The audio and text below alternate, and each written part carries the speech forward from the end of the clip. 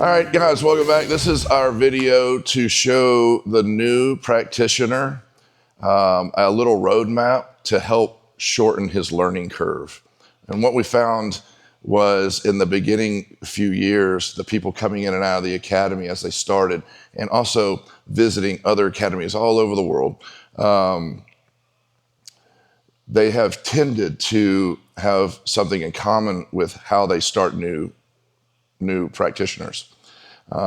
They generally follow a certain old school structured class style, where you would come into class and there would be a warm up, maybe 10, 15 minutes. After that, the instructor shows a technique for maybe 10, 15 minutes. You drill it. You may get a chance to run a situational off of it. And then it's sparring for the rest of the class, maybe 45 minutes of rounds. And this is great. Rolling is obviously necessary, but if you're rolling without purpose, it can get really frustrating, and you will tend to not want to come to class. It becomes not fun. It becomes really work. But if you have a little bit of a roadmap and you have these small wins when you leave class each day because you got a little further in the process, well, then it becomes fun, and then you really start to understand concepts really soon too.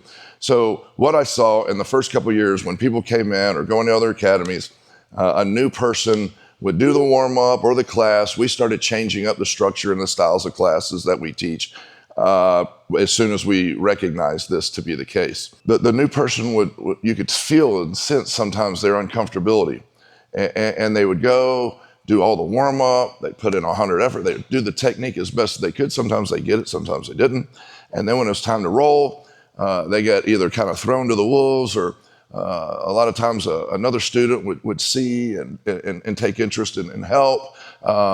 So this is what would happen. That guy would get here to roll for those rounds, and he would be like with somebody that has experience and just say, I don't know what I'm doing. And the guy would laugh, and he would say, I tell you what, just try to get out of my guard. So and you would probably be like, all right. You'd get in the guy's guard. And then he'd teach you about slap bump, and then it was on, and you would get thrown around all over the place. And maybe if you were lucky. If not today, the next time you came to class, you fought hard. You don't even know how you did it, but you got out and you made it to side control. The first guy told you where to go there too. If the instructor didn't take a moment to give you a little mini orientation and just give you the general basic fundamental positions. He gets to side control, and then he looks at his new partner and says, hey, I don't know what to do now. And then the guy says, well, I tell you what, start back over or just try to get to the mount. So sometimes you get lucky and the guy let you start here, and you're going to try to get to the mount. And as you get to the mount, he puts you right back in where you started in the guard. And you're like, oh, but now you have a little bit of direction. So you fight. You did it again. Now you don't have to pause. And now you start going to the mount. And after getting thrown around a lot and having to go through that process several times, you finally make it up here to the mount. And then you have to look at your partner again, and you have to be like, I don't know what to do from up here. And so the guy's generally nice enough to show you a technique.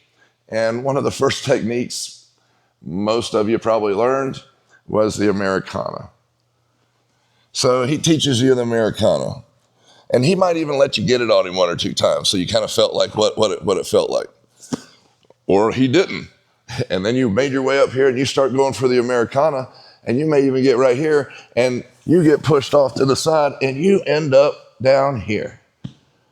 And that generally would happen regardless of what the technique was for submission that was taught to you. So now you have to have an answer from here. And the same process happens from here.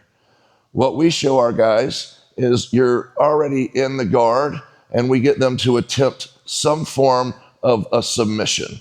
And this is a bully submission that we show early on, how to just pop this off for the arm triangle inside the guard. So here's a submission that they can try. And if it's not working because they haven't been rolling long enough, then they have to have a way to get back to the top. And the purpose for all of these transitions is so that we don't reset everything for the next technique. So if we showed the guy this submission, but he doesn't know how to finish it, then we show them a sweep from this position so that they can get on top. Now, we have gone through the basic positions to give you a roadmap for the most common situations you'll find. You'll at least have an answer. So we're going to show you a 3, and I know that the name, let's just call it the J3 combination. We're going to show you one all the way through. You kind of got to see a little mock-up of it. But after we show you one, which one we provide, here at our academy, to get a blue belt, you have to create not only this one and replicate this, but you also have to create 2 of your own. And what we found is when students really just focus on this, and then after they're done, in the process of that, they may have learned from someone else another submission here or there, or whatever the techniques we were working on that week in that class. And now he puts a whole new series of them together, and he only runs that on his peers. And we give it and run it solely until that practitioner can pull this off on someone 20 pounds heavier than them maybe, and not as experienced. So another white belt that might be a little heavier, that's not quite as experienced, when you could completely run that whole combination of that we call the J3s here, our combo, this combination, then it's time to move on to the next one. And then we do it for 3 different combinations. And again, that's why we probably came up with the 3s, because there's 3 combos. However, work on the first one all by itself, work on the second one all by itself, and then work on the third one all by itself. By the end, you will be blending all of the techniques together, and you won't have to worry about how to go from one technique to the other, and you will be thinking a couple steps ahead really early on. And so here is an example, and we'll just go through one completely. We start from here. 2-on-1, this is just a very fundamental, easy to learn guard pass to start a student off with. 2-on-1, elbows inside, raising my leg, and make that separation with my leg, my knee, all the way to the mat, and then hop over and staple it. Nice cross face here, deep, so that I can get my shoulder pressure and a high leg or back step, and then check the hip before going to side control, and we end up here. Now that we're already here, I have to take one hand over so we don't want to restart and have to take both hands for the next technique. So we may just decide to bring our arms up and pop up on knee on belly. And he's going to, yes, respond. So we're going to put our hand in that hole and start walking it out. And cross-facing him, grabbing him and rotating, hitting the mat. And now we have an arm. So remember, we got to the mount finally. Now we need a submission. Again, the idea for this is to not reset whatever is available from here. I certainly could arm triangle him, but a new person will allow them that opportunity to build off of it when it's their turn. Right now, we just teach the Americana. Now, when they try this Americana, like I said, they'll get rolled over, so we let them hold this here. Now we're picking up the next submission because we won't run from the bottom. We're just going to drag this grip across and finish the arm triangle from the guard. When this isn't working, for